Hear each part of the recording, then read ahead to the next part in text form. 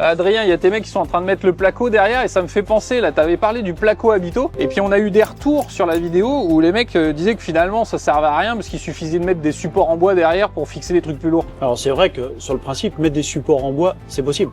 Quand on sait vraiment ce qu'on va faire et qu'on arrive au moment où le plaquiste est en train de travailler, mettre son renfort et juste après mettre le meuble vasque, en soi c'est possible. Mais il faut aussi se dire qu'il y a des fois on est en train de faire l'ossature du placo, le pacte-pâtre, mais à ce moment-là, les choix sont pas encore finalisés, où les gens ne savent pas forcément ce qu'ils vont encore mettre comme meuble vasque.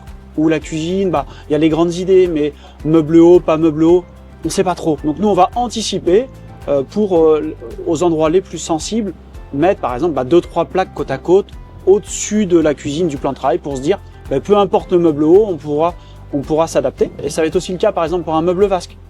J'ai des clients, je vous donne un exemple. Au départ, ça devait être juste un petit meuble de 60 avec une petite vasque toute simple. Et puis finalement, en réflexion, en allant faire des choix déco, et finalement, ils ont vu chez des amis, etc. Ils se sont dit, on mettrait bien une double vasque, c'est quand même génial. Et oui, mais si j'avais mis un renfort bois juste sur le premier meuble vasque, enfin la largeur utile pour le meuble vasque, en fait, je soutenais que la moitié de la vasque suspendue.